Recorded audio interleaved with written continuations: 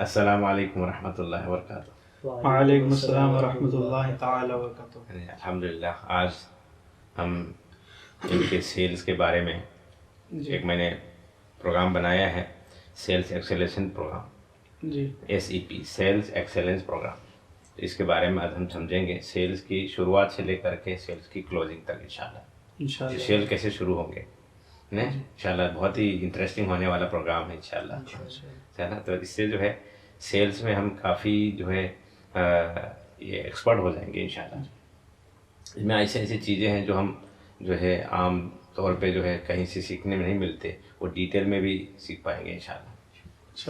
जी, अभी हमारे इंसान में जैसे कुछ बिहेवियर्स होते हैं, बिहेवियर्स, वही बिहेवियर सेल्स में आके उतर के आता है। जैसे कि बिहेवियर्स में क्या था, इमोशंस है, जैसे हमको होता है जैसे चेहरे पे कुछ है ना इमोशंस आता है कि भाई कुछ गुस्से का इमोशंस होता है, कुछ अपना आज बहुत टेंशन का इमोशंस होता है, और कुछ इस तरह से जो है वो सब चीज़ें बाहर लाता है, बाहर कहीं ना कहीं दिखाई पड़ता है। तो ये है कि जैसे कि हमारा उस इमोशन से एक्शंस में भी आ जाता है जी। उस इमोशन से हमारे एटीट्यूड्स भी बढ़ जाता है, एटीट्यूड यानी कि अंदर की चीज़ें वो दिखने लग जाता है। तो ये सेल्स से बहुत रिलेटेड है। जब हम जब किसी के पास जब प्रेजेंट कर रहे होते हैं अपने आप को, है ना, अपने आप को जैसे प्रेजेंट कर रहे होते हैं, तो अपना एक क्या होता है, एक अपेयरेंस होता है, जैसे दिखता कैसा है जी। तो वहाँ से शुरू हो जाता है अपना सेल्स का जो रिजल्ट है, वहाँ से शुरू होता है। आप जब खड़े होते हैं तो कैसे खड़े होते हैं, आपके प्रेजेंटेशन कैसे है, आपके जो है अपेयरेंस कैसा है, आप कैसे कपड़े पहने हैं, कपड़े के साथ में आपका चेहरा कैसा लुक दे रहा है, आपके हेयर कट्स कैसा है, आपका कपड़े का ड्रेस का कलर कॉम्बिनेशन कैसा है, ये सारी चीज़ मायने रखता है। तो ये जो है ना ह्यूमन बिहेवियर में एक, तो आज इमोशंस के बारे में थोड़ा सा मैं बात करना चाहूँगा। तो इमोशन जो है ना, देयर आर 6 इमोशंस, मैं खाली 6 इमोशंस के बारे में कुछ थोड़ा बताऊँगा। तो उसमें ना एक तो हैप्पीनेस होता है जी, हैप्पीनेस जो खुशी का इमोशन जिससे होता है, जैसे स्माइलिंग फेस हो गया, है ना, खुशी लग रही है जी। तो वो एक खुशी को लेकर के जाएंगे, उसका असर। और एक है मैं घर से टेंशन में निकला हूँ झगड़ा करके निकला हूँ, सैडनेस लेके निकला हूँ, तो अंदर अंदर हमारे दिल में जो सैडनेस होता है ना, वो बाहर आता है और वही चेहरा भी दिखाई पड़ता है। तो वो जा करके कई क्लाइंट के उसमें असर पड़ता है, इफेक्ट पड़ता है। तो ये जो चीज़ें हैं, इसको भी रखने के लिए मैं बस ये हमारे जहनों में रहता ही है, लेकिन मैं याद दिला रहा हूँ, यानी कि कब कब हमको ये चीज़ मेंटेन करना है जी, है ना। एक होता है फिर जो है हमारा फियर होता है, जैसे कि मैं डरा हूँ किसी से, जैसे मैं डरा हुआ हूँ मैं किसी चीज़ से डरा हुआ हूँ, तो वो डर हमारे चेहरे पे आ जाता है, वो नहीं आना चाहिए डर।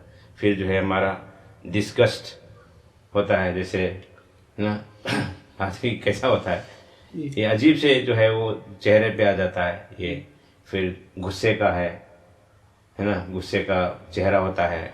फिर जो है सरप्राइज, बहुत ही यानी कि, तो इसमें से हमें ये देखना है कि कौन सा हमारा जो इम्प्रेशन अच्छा होना चाहिए जी, है ना। वो जब हम किसी के सामने, क्लाइंट के सामने अक्सर जब हम खड़े होते हैं, तो क्या इम्प्रेशन, एक तो स्माइल ही होना चाहिए, एक एकदम किसी से मिल रहे तो सरप्राइज ऐसे दिखना चाहिए। वो तो है ना, इमोशंस में से क्या क्या दिखना चाहिए, सैडनेस वाला नहीं दिखना चाहिए, और फियर वाला, डर वाला नहीं दिखना चाहिए, डिस्कस अच्छा नहीं है वो नहीं दिखना चाहिए। तो इसमें जो जो दिखना चाहिए वो है एक खुशी वाला चेहरा, हैप्पीनेस वाला चेहरा दिखना चाहिए। और एक है कभी कभी सरप्राइज वाला चेहरा, अरे सर हाउ आर यू, जैसे मैं आपसे पहले से परिचित है, मैं हाँ ऐसे, यानी कि मिलने के लिए जब जाते हैं तो ऐसा लगे कि भाई मैं आपको मिलने के लिए तरस रहा था, तो आप एकदम से अचानक से मिले। मैं तो उम्मीद कर रहा था आप नहीं मिल पाएंगे, लेकिन आज मिल गया तो सरप्राइज हो गया। तो वो सरप्राइज वाला जो खुशी वाला जो चेहरा है वो सामने उभर के आ जाए, तो उससे क्या है, कस्टमर पे, क्लाइंट पे, हमारे मीटिंग पे असर पड़ता है जी।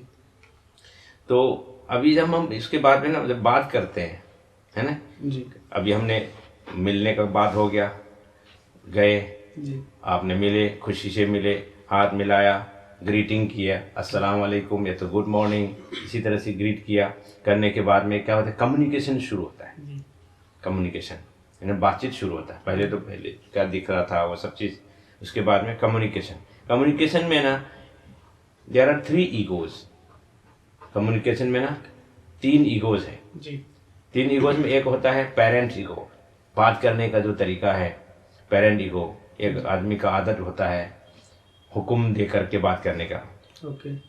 हुक्म दे के बात करने का, बोल लेने एक गिलास पानी लेके आओ, अरे उठो, ये बैठो।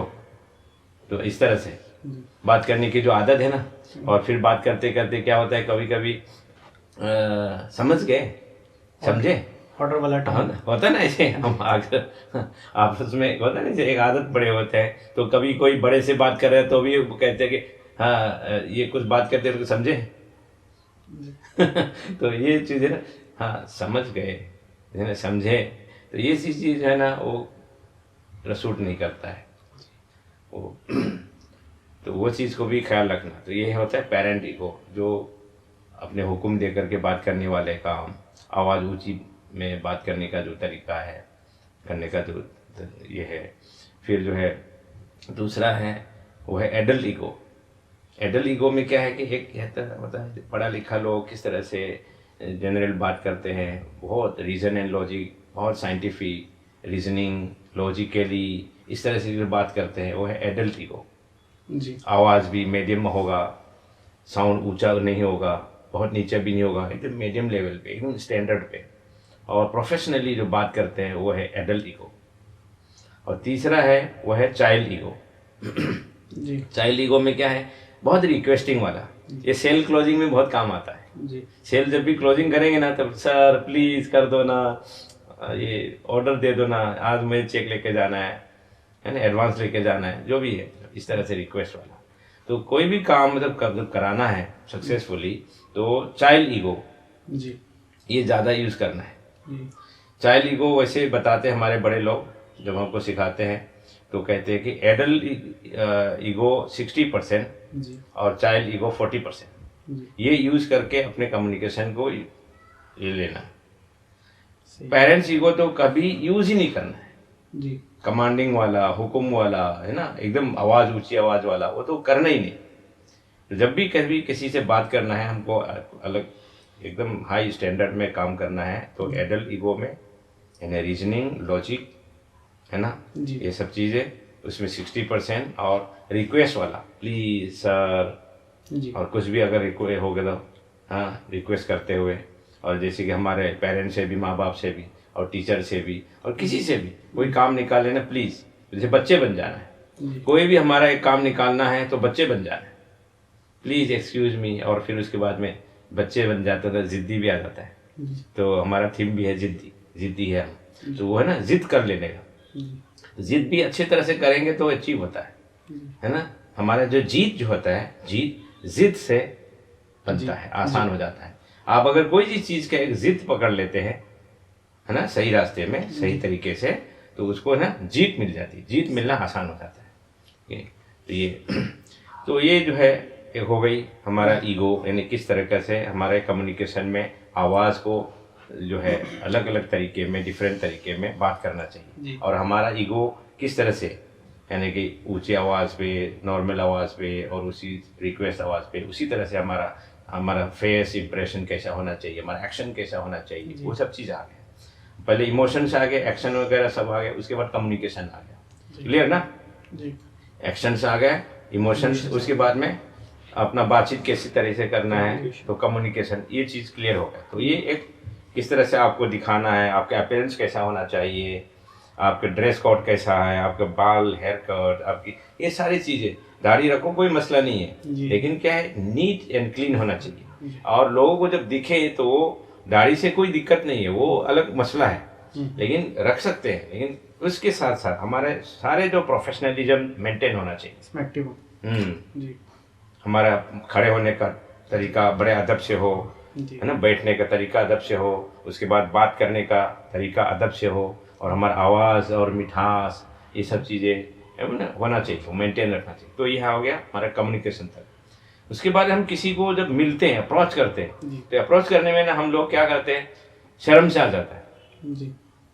है ना, शर्मी महसूस होते हैं। हम नया लोगों से, अनजान लोगों से और स्ट्रेंजर लोगों से कैसे पहली बार मिले, जी। अजीब सा होता है। बिल्कुल सर। तो यहाँ पर है ना एक वर्ड है जी। शर्मिला।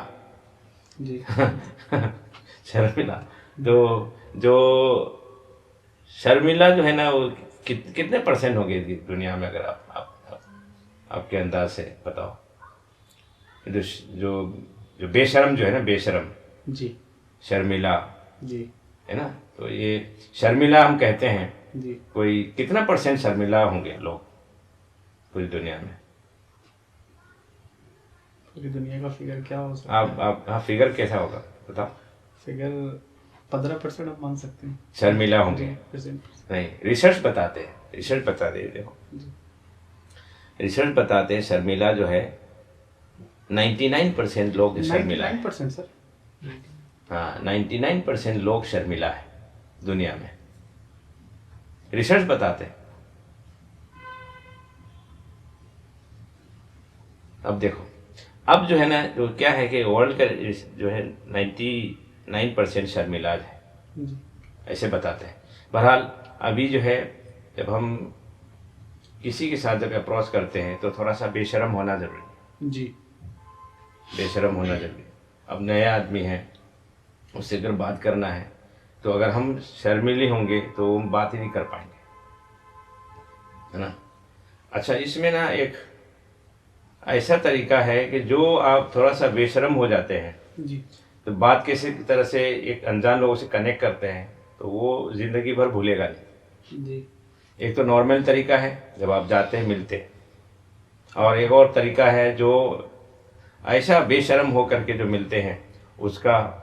अब जैसे किसी से आपसे मिलते हैं तो अस्सलाम वालेकुम, वालेकुम सलाम, how are you, good morning, good evening, बात करते हैं। उसके बाद में मैं फलाना हूँ, ऐसा ऐसा इंटरेक्ट होता है, कार्ड देते हैं, उनसे कार्ड भी मांग देते हैं, ये नॉर्मल हो गया। वो इतना मायना नहीं, इतना वैल्यू नहीं, इतना याद भी नहीं रहेगा। अब वो घर पहुंचेगा, का कार्ड वार्ड रहेगा, उसको याद ही नहीं रहेगा। ऐसे एक नॉर्मल मीटिंग याद नहीं रहेगा। एक और मीटिंग है, जैसे समझो आप कहीं चाय पी रहे होते हैं या तो खड़े हो, तो अरे सर आप चाय पी रहे हैं, मैं आपके साथ चाय पीना चाहता हूँ। नहीं तो आप खाना खा रहे हैं, तो जैसे अचानक आ गया, अरे एक्सक्यूज मी, आप खाना खा रहे हैं, अच्छा आपके जो खाना है वो मुझे लग रहा है कि बहुत अच्छा टेस्टी होगा, तो मैं कुछ टेस्ट करना चाहता हूँ। अनजान है, पहली बार, आपको तजुब होगा कि ये ऐसा हो सकता है। लेकिन अगर किसी ने बेशर्मी के साथ में ऐसा कर लिया तो देखो इसका रिजल्ट कैसा आता है। तो पहली बार तो देखेगा भाई अजीब आदमी है, कैसा बेशर्म से, हाँ एकदम बेशर्मी से बात कर रहा है, कैसा आदमी है। नहीं, पहली बार मिल रहे हैं ना, कभी जिंदगी में मिले नहीं, और अचानक आके एकदम पागल की तरह बोल के एक्सक्यूज मी सर, हाँ आप खाना खा रहे हैं? अच्छा हाँ खाना खा रहे हैं, आपका तो गोश्त बोटी अच्छा लग रहा है, एक बोटी टेस्ट करने को दिल कर रहा है। अचानक अगर कोई कहे तो उसको बोलेगा अरे पागल नहीं, कैसा आदमी, बोलेगा नहीं बोलेगा जी, बोलेगा। लेकिन वो आगे जो है फॉरवर्ड करता है तो देख के कुछ बोल नहीं पाएगा।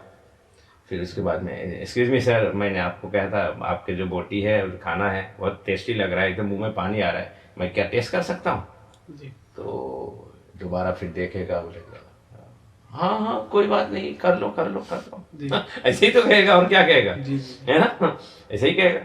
तो उसके बाद में वो टेस्ट करता है और पूरा बेशर्मी के साथ में और करके अरे हाँ वही लग रहा था मुझे, जो है बड़ी टेस्टी होगी, इसीलिए मुझे मुंह में पानी आ रहा था, कितना अच्छा लगा।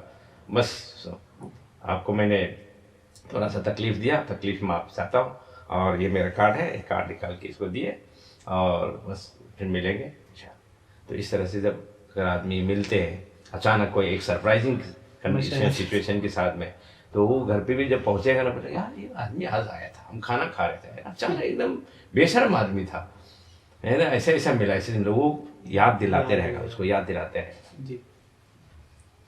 तो इस तरह से ना कोई ऐसा एक सिचुएशन क्रिएट करने का, मिलने का जो बहाना जो है ना, एक ऐसा नॉर्मल नहीं बनाने, सिचुएशन ऐसा क्रिएट करके और उसको ऐसा याद दिलाने का, उसके दिल में दिमाग में ऐसा बिठा देने का कि भाई को कभी वो भूले नहीं। तो ये भी एक टेक्निक है, ये भी एक तरीका है बेशर्मी से, इस तरीके से। जी। और जैसे सेल्स में भी, जैसे किसी के पास मीटिंग के लिए सर जैसे होता है ना, मिलते हैं किसी से तो ऐसा लगना चाहिए कि जैसे एकदम फ्री एंड फ्रैंक। एक होता है ना, एक पहली बार मिल रहे तो अजीब से महसूस करते हैं, हेजिटेट होता है, सर कैसे बात करूं, एकदम चुपचाप बैठेंगे, है ना, ऐसा नहीं होना है। तो वहाँ क्या होगा, hello sir, good morning, good evening, जो भी स्माइल फेस के साथ में एकदम से मिलना। यार मैं सोच के आया हूँ कि आपसे मिलने, जी। आप मिल गए, बहुत अच्छा हुआ, बहुत खुशी हुई। तो इसी तरह से फ्री एंड फ्रैंक बात करें। ठीक है, तो इस तरह से जो है ना, आदमी को जो है एक ऐसा सिचुएशन क्रिएट करके, ऐसा खुशी का जैसा क्रिएट करके मिले। तो ये हो गया अब लोगों से मिलने का जो तरीका। फिर जो है हमने ना एक सेल्स में फनेल है, ऐसा फनेल जी, ऐसा फनेल तैयार करेंगे। उस फनेल में ना 6 कैटेगरीज है, 6 कैटेगरीज। नंबर 1 इसका जो है लीड कैप्चर करना है, जो काम किया ना लीड्स में काम। जी। लीड्स का मतलब रिक्वायरमेंट जो लोगों की, जो हमारा जो टारगेट ऑडियंस है, उस टारगेट ऑडियंस की लिस्टिंग बनाते हैं, लिस्ट बना करके किसी कॉन्टैक्ट्स वगैरह वो सब लेते हैं, है ना। इसी तरह से लीड को कैप्चर करते हैं, जी, है ना। अभी हमें सेल्स फनेल के बारे में बात कर रहे हैं। जी। सेल्स फनेल में क्या होता है, फनेल कैसा होता है, देखो ऐसा ऐसा किया। जी। तो उसमें एक तो लीड्स कलेक्ट करने का है, लीड कैप्चर करना है, उसी लीड्स को फर्स्ट स्टेप। हाँ, फर्स्ट स्टेप में। उसके बाद में क्या है, आप उसमें से प्रोस्पेक्ट कर लो, कौन कौन सा मेरा काम का है। आपने बहुत सारे लिस्ट तैयार कर लिए, उसके बाद में सेलेक्ट कर लो कि भाई ये मेरा काम का है, ये मेरा काम का नहीं है, मेरा काम का है। आपने क्योंकि अपना एक टारगेट ऑडियंस बनाया हुआ है, अपने एक कैटेगरी बनाया हुआ है। जैसे हमारा बिजनेस में कैटेगरी कौन कौन से लेना है, रिटेल वाले को लेना है, ये हॉस्पिटल वाले को लेना है, इंस्टीट्यूट वाले को लेना है। तो उसमें से ऐसे हमने बहुत सारे जो लीड्स जो तैयार किए हैं, और उसमें से प्रोस्पेक्ट कर लो, सेलेक्ट कर लो कौन कौन सा मेरा काम के है ना। फिर उसके बाद में जो है उसकी क्वालिफाइड कर दो, ये मेरे क्वालिफाइड कस्टमर हैं। क्वालिफाइड करने का भी तरीका है, क्वालिफाइड कैसे होंगे कि ये क्वालिफाइड करने का तरीका है जी। कैसे लीड को क्वालिफाइड करते हैं। वहाँ एक फॉर्मूला है मैन करके, MAN। जी। लीड को किस तरह से क्वालिफाइड करना है कि मैन, MAN। मैन का मतलब है M से मनी, उसके पास पैसा हो। तो आपने उसको पहले क्वालिफाइड करना कि ये जो मेरा जो कस्टमर है ये क्वालिफाइड कस्टमर है कि पैसा वाला है क्या नहीं। स्टडी करना, नहीं तो मेरा भी टाइम वेस्ट होगा, उसका भी टाइम वेस्ट होगा, क्या फायदा। तो इसीलिए जो है ना, पहले लीड बनाए, प्रोस्पेक्ट कर लें, उसके बाद में क्वालिफाई कर लें कि भाई ये मेरे काम के हैं कि नहीं। तो उसमें ना मैन का मतलब है मनी, नहीं, M का मतलब है मनी, उसके बाद पैसा वाला होना चाहिए, वो पैसा दे सकता है। उसके बाद में मैन, MAN ना, ए का मतलब अथॉरिटी, जो अथॉरिटी आदमी है क्या, यानी कि वो सही आदमी है, ऑथोराइज पर्सन है, यानी कि अथॉरिटी रखता है, वो ऑर्डर कर सकता है, काम का ऑर्डर दे सकता है, वही अथॉरिटी आदमी है। मतलब वो देखना है, वो देखना है कि ये, नहीं तो बोलेगा मैं उनसे पूछता हूँ, बाद में बताता हूँ, पापा से पूछ के बताता हूँ, सर से पूछ के बताता हूँ। वो आदमी हमारे टाइम बहुत गेम करे, उनसे नहीं करना। अथॉरिटी रखता है क्या, वो खुद कुछ डिसीजन ले सकता है क्या, जिम्मेदार है क्या। तो वो एक। Number 3 MAN। N का मतलब नीड्स, उसको ज़रूरत है क्या, वो खाली हवा में पूछ रहे हैं, उसको ज़रूरत है कि नहीं है। इंडिया मार्ट से बहुत सारे कॉल्स आते हैं, ज़रूरत होती ही नहीं है, खाली इंक्वायरी पूछ, बहुत सारे कॉल आता है, तो नीड नहीं होता है। तो इसलिए जो है ना, MAN अप्लाई करने का, उसके पास पैसा हो, अथॉरिटी हो, और उसके बाद नीड हो। तो ये है। तो आप अपना एक जो प्रोस्पेक्ट्स आपने लिए हैं, सेलेक्ट किए हैं, वो क्वालिफाई कर लो। क्वालिफाई करने के बाद में आप उसको अपने कस्टमर बनाने के लिए अपॉर्चुनिटीज़ बना दो। अपॉर्चुनिटीज़ कैसे बनाओगे, आप उनके पास जाओ, फ़ोन करो, विजिट करो, बात करो, दिस इज़ योर अपॉर्चुनिटीज़। अब आपके अपॉर्चुनिटीज़ बन के आओ, उसके बाद में आप इसको अपने कस्टमर में कन्वर्ट करो। तो ये हो गया सेल्स के फनेल में। देखो ये ऐसा लगा हुआ है। पहले तो लीड्स आपने बहुत सारे तैयार किए, उसको आपने प्रोस्पेक्ट किया, सेलेक्ट किया, फिर उसके बाद आपने कुछ लोगों को क्वालिफाई किया, छोटे हो गए, है ना, फनल में कैसे नीचे, तो चुन चुन के छान छान के गिरता है, तो वो आपका एक कस्टमर बनेगा, है ना, वो आपका कस्टमर बनेगा।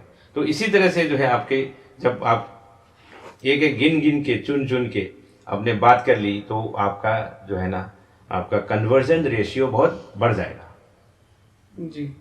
आप जस्ट 10 लोगों से मिल रहे हैं, 8 लोग कन्वर्ट हो जाएंगे। नहीं तो आपके लीड्स के हिसाब से आपने 50 लोग से मिल रहे हैं, उसके बाद में 10 लोग, 5 लोग कन्वर्ट हो जाएंगे, बहुत सारे फ्री में चले जाएंगे।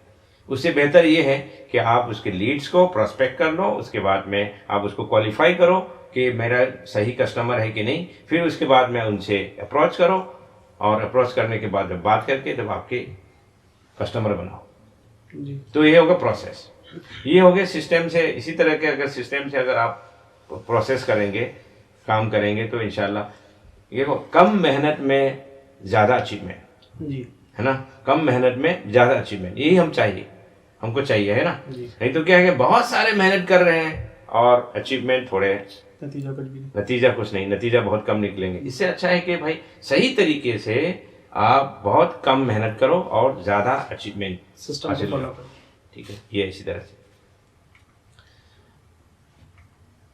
अब जो है टेलीफोन करने का भी बहुत सारे तरीके हैं जी, है। टेलीफोन करने में भी टेलीफोन एटिक्यूट्स बहुत है, आपके फिजिकल प्रिपरेशंस हैं, मेंटल एंड इमोशनल प्रिपरेशंस हैं, और इसी तरह से कुछ डूज एंड डोंट्स भी रहता है ना। टेलीफोन करने पे भी, टेलीफोन कैसे करते हैं, है ना, नॉर्मली जो टेलीफोन करना हो नहीं, जिस तरह से आपकी प्रेजेंटेशन कैसा था, कपड़ा देख रहे थे, आपका ड्रेस देख रहे थे, कलर देख रहे थे, हर चीज़ आपका जो अपीयरेंस देख रहे थे, उसी तरह से फ़ोन में भी आपका वॉइस देखेंगे, आपका वर्ड्स देखेंगे, है ना, उसमें भी स्वीटनेस डाल सकते हैं जी। और कोई कड़वी बात भी कर सकते हैं, गुस्से में भी हो सकता है, तो आवाज़ में बहुत सारे हैं, तो वो चीज़ें हैं। टेली कॉलिंग स्ट्रक्चर, जैसे सबसे पहले ग्रीटिंग करना कि hello, how are you, good morning, है ना, ये देखो आवाज़ बिल्कुल सही नहीं है, नॉर्मल में जा रहा है, नहीं। आपको जब ऐसे टेली कॉलिंग कंपनी से कॉल वॉल आते हैं तो कैसा मिठास आवाज़ में और स्वीट आवाज़ के साथ साथ अच्छे अल्फाज भी इस्तेमाल करते हैं, वो चीज़ें इसमें आना चाहिए, उसकी भी प्रैक्टिस करें जी ना, उसकी भी प्रैक्टिस करना चाहिए। और बहुत सारे सेल्स में जो लोगों को जो प्रॉब्लम्स आते हैं वो है ऑब्जेक्शन कैसे हैंडल करें। सेल्स में जो है ना, ऑब्जेक्शन हैंडलिंग जो है बहुत इंपॉर्टेंट है। एक तो टेलीफोन में भी ऑब्जेक्शन होता है, आप अपॉइंटमेंट लेते हैं तो उसमें भी ऑब्जेक्शंस बहुत आते हैं। आप फ़ोन कर रहे होते हैं, बोले कॉल मी लेटर, मुझे बाद में कॉल करो जी, होता है ना ऐसे कभी कभी, मीटिंग के लिए टाइम लेते, मेरे पास टाइम नहीं है, तो उसको कैसे हैंडल करें। जब आपके आवाज़ बहुत मिठास होगा, जब आपके अल्फाज बहुत प्रोफेशनली होगा, तो वो कॉल ज़रूर लेगा, असर कर जाएगा, असर कर जाता है। यार ये कोई कॉल कर रहे हैं ना, कोई प्रोफेशनल बंदा है, अच्छा आदमी है, वो आपके कॉल को मिस नहीं करना चाहेगा। तो इसलिए जो है ना, आवाज़ और अल्फाज ये दोनों बहुत सी मेंटेन करने वाली चीज़ है, और इसी से पकड़ में आएंगे। आवाज़ और अल्फाज दोनों को ध्यान रखना है। जैसे कि बहुत सारे जो है ना, कॉल में आप मीटिंग के लिए अपॉइंटमेंट लोगे तो रिजेक्ट कर देते हैं, लेकिन आपके आवाज़ इतने अच्छे हैं, और आपके अल्फाज इतना अच्छा है, तो फिर वो है कि अपॉर्चुनिटीज़ मिलेगी, चांस मिलेगा। दो एलिमेंट ज़रूरी है, आपकी आवाज़ और अल्फाज। ये तो हो गई टेलीफोन की कॉलिंग के लिए, किस तरह से आपकी वो जो बहुत सारे लोग ऑब्जेक्शन करते हैं, बहुत सारे वो लोग नेग्लेक्ट करते हैं, उसको पकड़ने के लिए आवाज़ पर और अल्फाज पर। फिर उसके बाद में जब काम करते हैं तो उसमें भी बहुत सारे ऑब्जेक्शंस आते हैं। जब आपने इंक्वायरी ले ली, इंक्वायरी लेने के बाद कोटेशन दिया, उसके बाद में रेट ज़्यादा है, हाँ रेट ज़्यादा, कहीं ज़्यादा कंपटीशन होता है ना, ये ज़्यादा चैलेंजिंग होता है, तो उसको कैसे हैंडलिंग करें। तो इस तरह के बहुत सारे जो हैंडलिंग्स करने पड़ते हैं, ऑब्जेक्शन हैंडलिंग कहते हैं इसको। तो एक तो रेट ज़्यादा होने का ऑब्जेक्शन, इसका हैंडलिंग कैसे करोगे? कन्विंस करना, मटेरियल के बारे में डिटेल बताना, ब्रांड यूज करते, ब्रांड यूज करते, ये यूज करते, तो बहुत सारे लोग हैं अपने अपने हिसाब से करते हैं। मेरा ब्रांड अच्छा है, मैं क्वालिटी देता हूँ, इसलिए मेरा रेट ज़्यादा है, ये ज़्यादा है। तो मेरा एक अपना एक अलग तजुर्बा है। रेट ज़्यादा होने का जो प्रूफ जो हम जो देते हैं, तो मेरा क्वालिटी अच्छा है जी, मैं अच्छे जल्दी से काम देता हूँ, सर्विसिंग मेरा सर्विसिंग अच्छा है, तो लोग भी तो दे रहे हैं ऐसा। तो कस्टमर ऐसे भी सवाल करते हैं, नहीं क्वालिटी तो दूसरे भी दे रहे हैं, आपका रेट ज़्यादा क्यों है? सर्विस तो दूसरे भी अच्छे दे रहे हैं, जैसे आप दे रहे हो वैसे वो दूसरे भी दे रहे हैं। अगर नहीं देता तो हम लोग कंटिन्यू करते नहीं ना। यहाँ पर है ना, जो मेरा तजुर्बा, मेरा पर्सनल जो है वो ये है कि सर क्वालिटी के ऊपर मैं बात नहीं करूँगा और नहीं मैं सर्विस के ऊपर बात नहीं करूँगा। मेरा सर्विस अच्छी है, मैं दूसरे से अच्छा काम करता हूँ, ऐसा मैं बोलूँगा नहीं। आप जो है लोगों को देख लिया करें कंपनी वाइज, जिस तरह से आप पर्सनल वाइज मत देखें जी, और पर्सनल जो बोलते हैं वो मत देखें। आप उसकी कंपनी को पढ़ें, मारुति को पढ़ें। आप मारुति जो बोलते हैं वो हमारी सर्विस अच्छी है, हमारी क्वालिटी अच्छी है, वो मारुति भी बोलता है, टोयोटा भी वही बोलता है हमारी क्वालिटी अच्छी है, हमारी सर्विस अच्छी है। उसका 15 लाख रुपए लेते हैं, मारुति 5 लाख रुपए लेते हैं गाड़ी का। उसी तरह से हमारी क्वालिटी अच्छी है, हमारी सर्विस अच्छी है, मर्सिडीज वाले भी बोलता है, वो 50 लाख में गाड़ी बिकता है। डायलॉग तो सबका सेम है सही, लेकिन जो बायर जो होता है, जो कस्टमर जो होता है, वो पढ़ता है, मारुति को पढ़ता है जी। पढ़ने के बाद में वो ऑर्डर देता है, टोयोटा के भी पढ़ता है, मर्सिडीज को भी पढ़ता है, पढ़ने के बाद में जो अपने को सूट करता है वही करते हैं। इसलिए मैं अपने डायलॉग में ये डालता ही नहीं कि मैं अच्छा सर्विस देता हूँ, मैं क्वालिटी देता हूँ, इसलिए मेरा रेट ज़्यादा है, ऐसा नहीं। मेरा रेट ज़्यादा हो कम हो अब मेरे हिसाब से है, थोड़ी स्टडी करना जरूरी। हाँ, आप कंपनी को स्टडी करो, बनाने वाले को स्टडी करो, बनाते कैसे स्टडी करो। रेट ज़्यादा का कुछ है ही नहीं। वैसे भी अगर आप एनालाइज करेंगे ना तो रेट ज़्यादा का ऐसा कुछ भी नहीं, अपने अपने हिसाब से जाता है। लेकिन आजकल क्या ऐसा वो हो गया लोगों का कि रेट ज़्यादा है, रेट ज़्यादा है, रेट ज़्यादा है ना, ये रेट ज़्यादा बोलने का आदत हो गया। कभी कभी तो मैं ऐसा बोलता हूँ कि रेट ज़्यादा नहीं है, आप रेट ज़्यादा नहीं बोल सकते। रेट ज़्यादा तो तब कहेंगे जब मेरा प्रोडक्ट दूसरे जगह पर, तीसरे जगह पर, चौथी जगह पर मेरा सेम प्रोडक्ट उन्होंने अलग अलग डिफरेंट प्राइस दिया, तब आप कह सकते हैं कि रेट ज़्यादा है, रेट कम है। लेकिन यहाँ तो ऐसा नहीं है, मेरे यहाँ मेरा प्राइस ले रहा है तो मैंने आपको 500 रुपये का कोट किया, दूसरी जगह पे गया तो दूसरे ब्रांड का है, उन्होंने 300 रुपये का कोट किया, तीसरी जगह पे गया उसने 400 रुपये का कोट किया। तो डिफरेंट जगह से डिफरेंट कोट आया है, तो इसका मतलब रेट ज़्यादा कम होने का सवाल ही नहीं है। आप उसको इसका रेट ज़्यादा है करके नाम नहीं दे सकते, ये तो आप उसने अपने अपने प्राइस दिया है। तो एक तो ये हो गया कि रेट ज़्यादा नहीं होता है, रेट कम कभी नहीं होता है। क्लाइंट को ऐसा बोलना, रेट कभी ज़्यादा तो नहीं होता, कभी कम भी नहीं होता है, सब लोगों ने अपने अपने प्राइस दिया हुआ है। आपको अपने कंपनी की जो हिस्ट्री है और कंपनी की इनके जो इंफ्रास्ट्रक्चर्स है, इनकी जो मैकिंग सिस्टम है और उनका जो एक्सपीरियंस है, उनकी एक्सपर्टीज़ है, उसके हिसाब से आपने चुनना है ना। किसी का प्राइस कम है, किसी का ज़्यादा है, वो हिसाब से आपको डिसाइड करना है ना। तो इस तरह से जो है आप जो है सेल्स को ये कर सकते हैं। एक बात बताता हूँ, हम लोग आजकल जो है ना सेल्समैन की तरह जाते हैं जी, उसका असर, और सेल्समैन एक कंसल्टेंट बन के जाते हैं, उसका असर बहुत फ़र्क होता है जी। कुछ लोग हैं जो सेल्स को पढ़ लेते हैं, सीख लेते हैं और अपने प्रोडक्ट बेचने के लिए जाते हैं जी। यहाँ पर मेरा थोड़ा सजेशन रहता है कि लोग जो है अपना प्रोडक्ट सेल्स करने मत जाओ ना। एक स्लोगन है, कहावत है, salesman comes product comes, consultant comes solution comes. तो ये जो है ना, सेल्समैन जब जाते हैं तो वो अपना प्रोडक्ट बेचते हैं, प्रोडक्ट्स लेके आते हैं जी। तो ये ना करें, सॉल्यूशन देने के लिए क्या करें, आप कंसल्टेंट बन के जाए, उनकी क्या प्रॉब्लम है तो प्रॉब्लम सॉल्व करो। ये ज़्यादा अचीवेबल है। ये ज़्यादा कामयाब होने वाला चीज़ है। तो जब कभी भी किसी के पास जब जाएं तो अपना प्रोडक्ट जो है बेचने की इरादे से ना जाए जी। अपने प्रोडक्ट तो लेके चलिए, लेकिन क्या है कि सामने वाले की ज़रूरियत क्या है वो समझने की कोशिश करें जी। है ना। जब आप किसी से मिलते हैं तो सामने वाले की ज़रूरत क्या है वो समझने की कोशिश करें। ज़रूरत कैसे है, हम आपस में बात करते हैं, थोड़ी सी शुरू में बात कर ले, आप लोग कैसे हैं, ठीक है, आपका बिजनेस कैसा चल रहा है, अच्छा ठीक है कैसा चल रहा है, और आपके बिजनेस में को नेक्स्ट लेवल में जाने के लिए और ग्रो करने के लिए आप क्या क्या सोच रहे हैं। तो वो बताएंगे मैं ऐसे ऐसे ऐसे ऐसे सोच रहा हूँ। अच्छा, तो मेरे पास एक आइडिया है, तो उसमें आप अपना प्रोडक्ट अपना सर्विस ऐड कर दो।